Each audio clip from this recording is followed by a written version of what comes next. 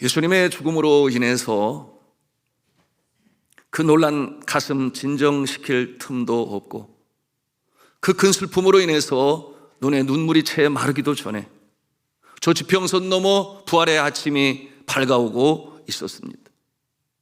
오늘 성경에는 그 슬픔으로 인하여 잠을 이루지 못한 채 새벽에 동이 토기만을 바랐던 여인들이 있었습니다.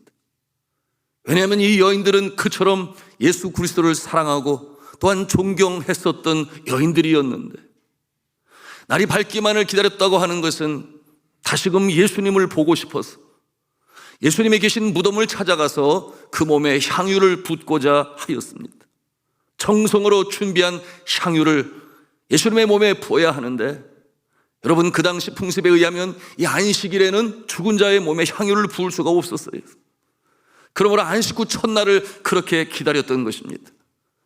이처럼 사랑하는 마음으로, 존경하는 마음으로 끝까지 섬기고자 하는 이 여인들의 모습을 통해서 하나님께서는 얼마나 기뻐 받으셨을까요? 오늘 성경 본문에는 이와 같은 모습이 등장하고 있습니다. 함께 보기를 원하는데요, 마가복음 16장 초반부의 내용이 그와 같은 것입니다. 16장 1절로 3절 말씀을 같이 읽겠습니다. 시작. 안식일이 지나며 막달라 마리아와 야고보의 어머니 마리아와 또 살로메가 가서 예수께 바르기 위하여 향품을 사다 두었다가 안식 후 첫날 매우 일찍이 해돋을 때에 그 무덤으로 가며 서로 말하되 누가 우리를 위하여 무덤 문에서 돌을 굴려주리요 하더니, 이 세 명의 여인 중 한 명은 막달라 마리아였습니다. 일찍이 예수님으로부터 은혜를 입은 여인이었으니 성경은 이와 같은 모습을 기록합니다. 예수께서는 마리아에게서 7 귀신을 쫓아내어 주셨다. 그러므로 그 은혜가 이 여인의 마음에 늘 사무쳤습니다. 그런가 하면 두 번째 여인은 마리아로서 알페오의 아들이며 예수님의 제자인 작은 야고보의 어머니 마리아였어요.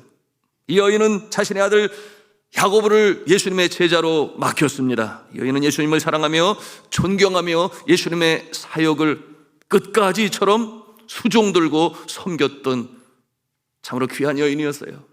그런가 하면 세 번째 여인은 살로메입니다. 여러분, 이 살로메는 그의 두 아들 야고보와 요한을 주님의 제자로 바쳤던 여인이요, 또한 예수님의 이모이기도 합니다. 이 여인도 예수님께서 사역하실 때 그처럼 충성하며 순종하며 예수님을 지극정성으로 섬겼던 여인이었습니다. 성도 여러분, 그런데 이 모습들을 보니 다 하나같이 여자였어요.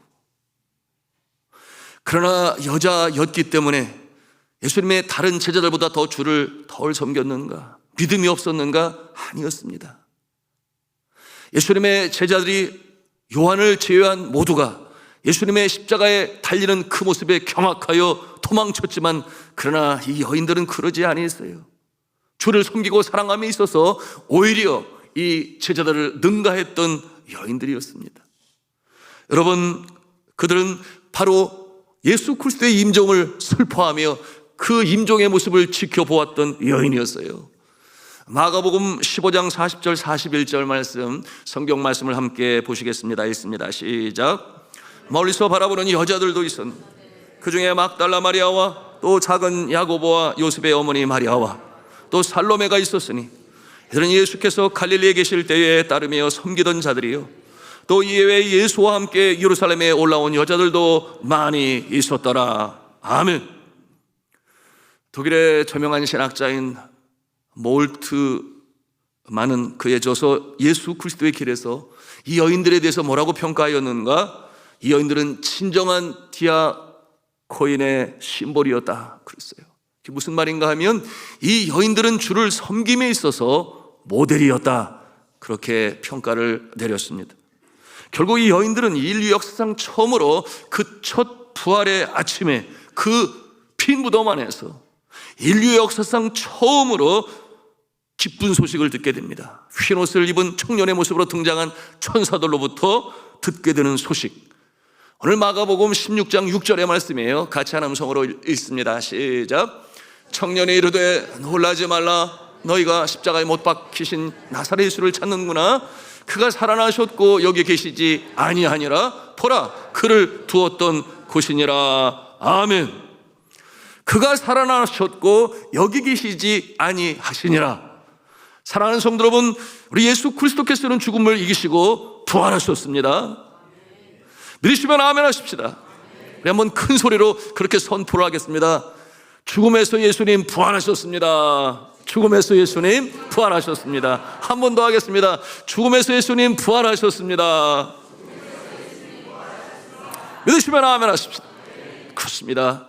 사망에 쏘는 것을 이기시고 예수 그리스도께서는 죽음에서 부활하셨습니다. 그리고 잠자는 자들의 첫 열매가 되셨다. 이 첫 열매가 되셨다고 하는 것은 굉장히 큰 의미가 담겨져 있으니, 여러분, 예수 그리스도께서 죽음을 이기시고 부활의 첫 열매가 되셨다고 하는 것은, 여러분, 그를 따르며 믿는 자들도 그와 같이 죽음에서 부활할 것을 증거해 보이신 것이니, 여러분, 우리 믿음의 선조들이 그러할 것이요, 또한 주님이 오시기 전에 우리가 이 세상을 떠나게 되면 주님 오시는 그날에 우리도 신령한 부활체로 부활하는 줄로 믿으시기를 바랍니다. 세상 사람들이 믿고 따르는 각 종교의 스승들, 소위 교주라 일컫는 자들은 죽음이 무엇인지는 설명을 했습니다. 그러나 정작 그들이 죽음의 문제를 해결하지는 못했어요. 숙명적으로 받아들였을 뿐입니다. 오직 예수 그리스도만이 메시아여 하나님의 아들이셨기 때문에 사망에 쏘는 것을 이기시고 친히 부활하심으로 죽음의 문제를 해결하신 하나님의 아들 예수 그리스도이신 줄로 믿으시기를 바랍니다. 일찍이 죽음에 대해서 가르쳤던 이 종교의 시조들은 무덤이 있습니다. 유교의 시조라 일컫는 공자의 무덤은 중국의 치푸에 있으며, 또한 이슬람의 시조라 일컫는 이 마호메트는 이 사우디아라비아의 메디나에 그의 무덤이 있습니다. 물론 불교의 시조라 일컫는 석가모니는 무덤이 없어요.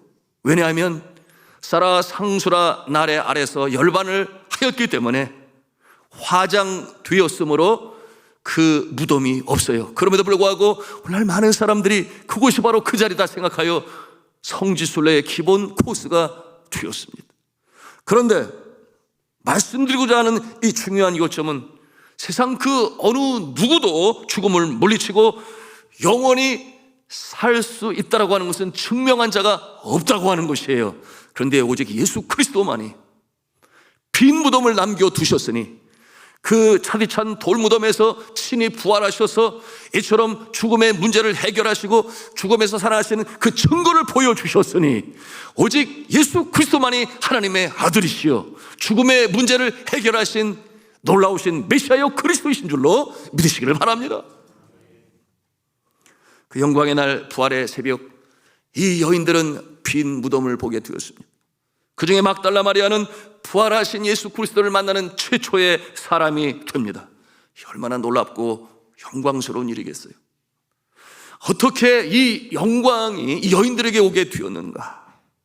어떻게 그들은 이 영광의 부활의 첫날을 맞이할 수 있게 되었는가? 오늘 우리는 기쁜 마음으로 예수 그리스도의 부활하심을 기뻐하며 온 세상이 찬송하며 기뻐하며 성대한 부활절 감사 예배를 하나님께 올립니다. 그러나 동시에 우리가 이 부활의 첫날 이 새벽의 사건을 통하여 우리의 가슴에 담아야 할 영적 교훈이 있으니 우리는 과연 이처럼 주를 만나는 일에 주님 앞에 사랑받는 자로 또한 주의 영광을 입는 자로 쓰임을 받을 수 있겠는가? 우리는 돌아보지 않을 수가 없는 것입니다. 여러분 보십시오. 이 막달라 마리아는 부활하신 예수 그리스도를 만나고 그 기쁨의 영광의 소식을 전하는 일에 첫 주인공이 됩니다. 16장 9절 말씀을 또한 함께 읽기를 원하는데요, 같이 읽습니다. 시작.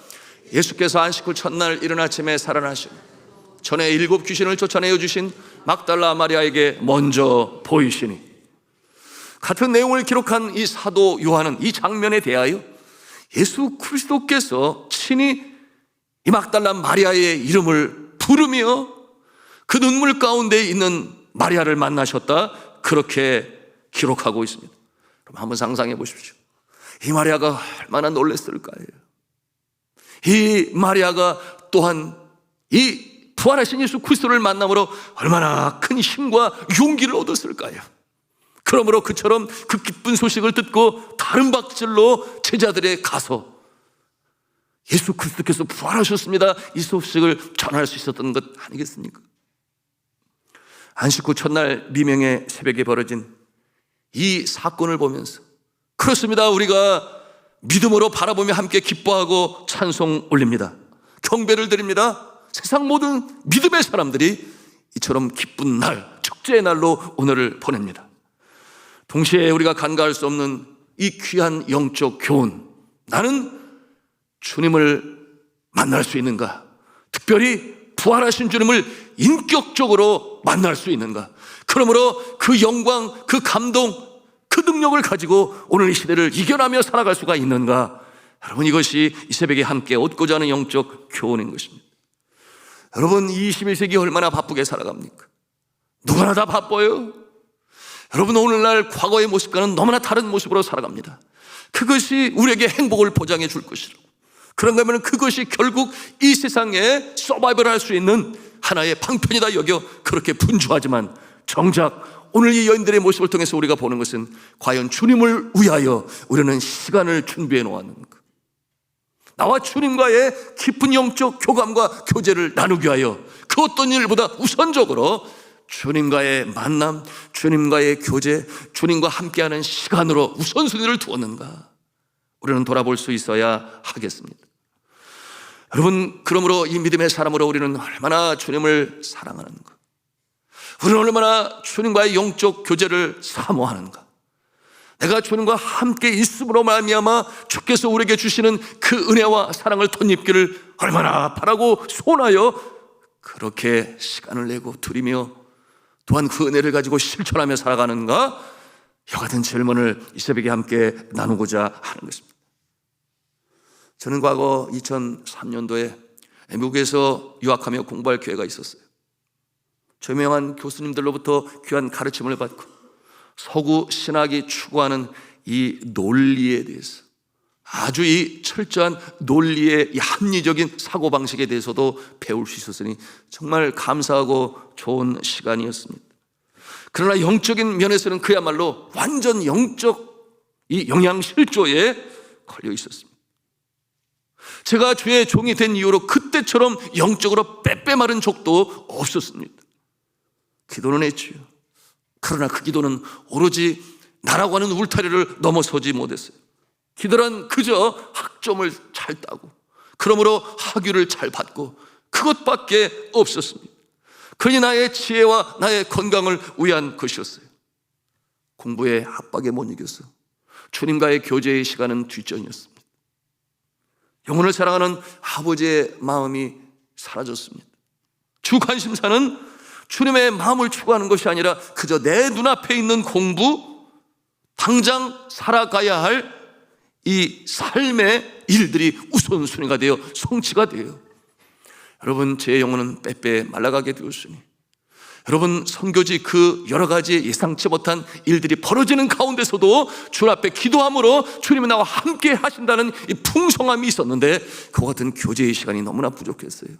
그러므로 주 앞에 드리는 기도는 내가 주를 기쁘시게 하기보다는 주께서 나를 기쁘시게 하기를 바라는 그와 같은 참으로 이기적인 그와 같은 모습을 가지고 기도하게 되었으니, 여러분, 그와 같은 모습에 참으로 풍성한 교제가 있을까요? 여러분은 어떠하십니까? 혹 눈앞에 있는 나의 일, 그리고 나의 일의 목적과 성취 때문에 정작 깊어지고 풍성해야 할 주님과의 기쁜 영적 교제의 시간, 그것을 놓치고 있지는 아니하십니까? 여러분은 D.L. 무디를 아십니다. 그는 하나님께서 사용하셨던 아주 위대한 전도자였어요. 하루는 서재에서 그가 말씀을 묵상하고 있는데 그의 아직 어린 아들이 그 문 밖 그 틈새에서 서 있는 모습을 보게 되었는데, 차마 들어오지는 못하고 어린 마음에도 아빠가 하나님의 말씀을 묵상하고 있는데 들어가면 방해가 되지, 서재 아니었겠어. 그러니까 밖에서 주춤주춤하다가 데디 아빠 그렇게 부르는 거예요. 그러니 그 모습을 보는 이 D.L. 무디가 사랑스럽지 않겠어요? 그러니까 괜찮아, 들어와, 그렇게 얘기를 했어요. 그래서 이 어린 아이가 들어오게 되었는데 아빠의 품에 안겼어요. 그랬더니 이 D.L. 무디가 왜 그래? 뭘 원하는데 얘기해봐, 그렇게 물었어요. 그랬더니 이 어린 아들이 없어요, 아무것도 없어요. 나는 그냥 아빠 옆에 있고 싶어요. 나는 그저 아빠와 함께 있고 싶어요. 여러분, 하나님 아버지와 함께 있고 싶어 하는 것이 바로 주님을 사랑하는 것이요, 주님과의 교제예요. 그것이 바로 기도의 시간인 것입니다. 여러분, 주님과 함께 있다고 하는 것이 곧 주를 사랑하는 것이요, 함께 거할 때 그와 같은 모습을 통하여 주님께서도 우리를 사랑하시고 영적인 풍성한 교제가 이루어짐으로 말미암아 주께서 우리가 원하는 바를 왜 모르시겠어요? 그러나 정작 중요한 것은 내가 주님 앞에 나아가는 것이니, 그러므로 시간을 성별하여 주님과의 친밀하고도 기쁜 교제의 시간을 갖는 것이니, 이와 같은 모습은 주를 사랑하는 자의 모습인 것이요, 주를 존경하는 자의 모습인 것이요, 주를 경외하는 자의 모습인 것이요, 이와 같은 자에게 주께서는 만나주시는 줄로 믿으시길 바랍니다. 이 부활의 새벽에 그처럼 부활의 예수님을 처음으로 만나고 또한 이 예수님의 위로를 받은 막달라 마리아의 모습을 보면서 저명한 성경 주석가인 매튜 헨리는 이와 같은 말을 했습니다. 뭐라고 말을 했는가? 우리가 그리스도께 더 가까이 다가가면 다가갈수록 주님께서는 우리를 더 빨리 만나 주실 뿐만 아니라 더 자주 만나 주신다.